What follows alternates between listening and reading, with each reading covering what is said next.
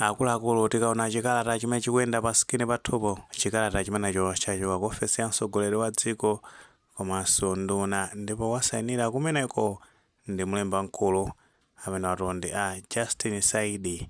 Ndi chikalata chimenecho kufotokozera kuti mtsogoleri wa dziko Profesa Arthur Mutharika asankha a nduna a industrialization, business, trade and tourism amene watondi a Dr. George Partridge kuchoka ku nduna umenewo kupita kukakhala Reserve Bank of Malawi governor, mkulutu wa ku Reserve Bank, kusinthana ndi a Dr. Mafuta Mwale. Chikalata chimenechi tachiona ndithu pa 23 January 2026 zimene zikutanthauza zonena kuti unduna umenewu a Dr. George Partridge ndikuti ausiya akhalano Reserve Bank governor.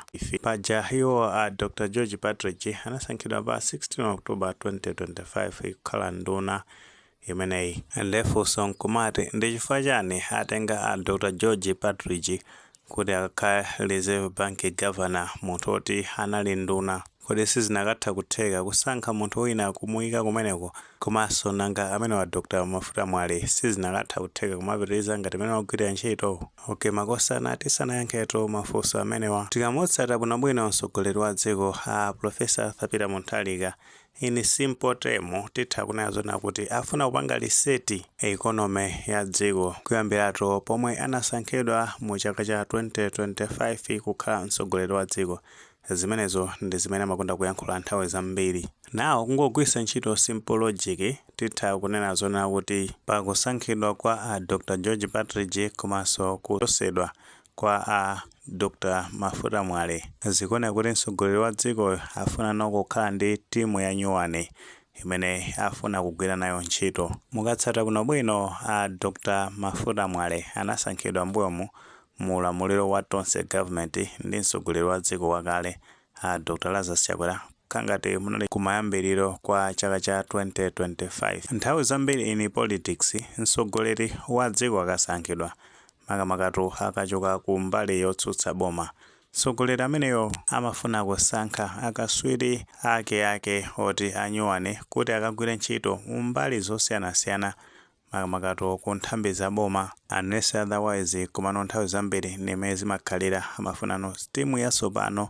kuti ayende nayo ndi maplani ake ndi cholinga choti amuthandizire kuti athe kuyendesa dziko bwinobwino. Ndi nkutheka kuti kubwera kwa a Dr. George Partridge afuna mtsogoleri wa dziko achose anthu amene anali ku administration ya tonse alliance, zimene zikutanthauza kuti afuna ulamuliro wake ukhale ndithu watsopano ndi ma economic programs. Komanso tikatenga kuti tisiyanise pakati pa a Dr. Mafuta Mwale komanso a Dr. George Partridge kumbali yokhuzana ndi expertise pakati pa anthu awiri amenewa. A Dr. Mafuta Mwale ndi economist ndipo kariya yawo kwambiri ndikuti pa senior position ndi kumeneko ku Reserve Bank, pamene a Dr. George Partridge titha kuwapanga consider kuti ndi heavyweight kumbali ya business world, potengeranso ndi mavuto amene Malawi akudusamo ndikuti mtsogoleri wa dziko anaonikiranso zinthu zimenezi makamaka ku mavuto ngati a forex komanso high inflation. Ndi mavuto ngati amenewo kuti athane nawo amafunika munthu oti lidolo imeneyo inali mbali ya logic chabe, kungokhala ndi logic kumano tikapirano ku strategy ndekuti a Dr. George Partridge ndekuti agwira kwambiri ku makampani akuluakulu ku Malawi ngati anakhalapo ku National Bank ngati wamkulu woyang'anira makabanki imeneyi kuyambatu mu chaka cha 2006 pozafika mu chaka cha 2016. kuchokano mu chaka cha 2016 anakhalano wamkulu wa kampani ya imene imadziwika kuti Press Corporation, yomwenso ndi kampani yaikulu kwambiri ku Malawi kunoko. Kuphatikiza pamenepo iwo a Dr. George Partridge anagwiraponso ntchito ku Reserve Bank kumeneko anagwirako kwa zaka 11 mpaka kufika poti anakhala director kumeneko. Ndi zambiri zochitika ku Reserve Bank ko akuzitsata bwinobwino ndi zitha kutheka kuti mtsogoleri wa dziko anaonekera zonsezo kuti a Dr. George Partridge ndekuti practical kumbali ya business ndekuti akuitsata bwinobwino potengeranso ndi kumene agwira ku private sector kuchoka pamenepo kumbaliso ya mboma uku akutsata bwinobwino chifukwa ku private sector kukhako ndi kwambiri kumene anagwira ndithu kuphatikizapo makhama udindo ngati a director of body ndi tikhupeya kuti mtsogoleri wa dziko anaona zimene kuti practically Dr. George Partridge kuti atha kuthandizira kupanga stabilize ndalama yakwacha at the same time ndikuti kupanga attract ma investors komanso tikamusata bwinobwino mtsogoleri wa dziko mu zimene amayankhula amaona kuti amafunisisa atapanga restore trust kwa madonors komanso bungwe lija limene limadziwa kuti International Monetary Fund IMF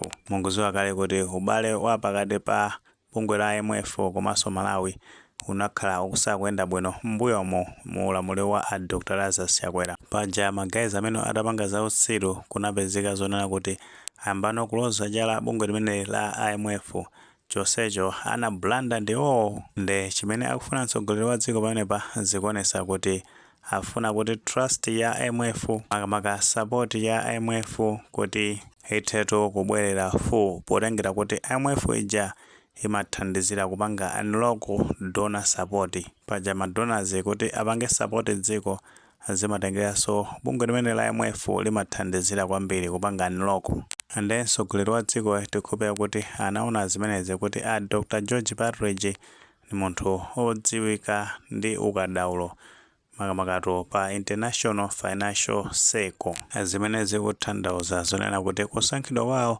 kutha kukhala kuti ndi uthenga ku dziko lapansi kuti no dziko la Malawi lili serious kumbali ya fiscal discipline komanso professional management zinthu zimenezi ankutheka kuti mtsogoleri wa dziko anatha kuziunikira nthawi zambiri potengera kwa atsogoleri oti ndozitsata bwinobwino akhazonena kuti economy ili mu crisis kumaona kuti inflation ikumazafika 30% zimene amachita atsogoleri amenewo nthawi zambiri amangopeza ma technocrats kapena kuti ma expert mwina kunena mwachidule kuti madolo odzitsata bwinobwino osangoti poti anapita ku skulu ya zakuti komano amatengera anthu oti no ali ndi practical kumbali ya economy kuti anakhalapo mwina akugwira ntchito ngati imeneyo kwechosatonda kuti economy imeneyo kuchigwembe kwina wake ndi kuibweresa pabwino makamaka kumbali ya zachuma ndi mmene alili Dr. George Partridge kuti ku Reserve Bank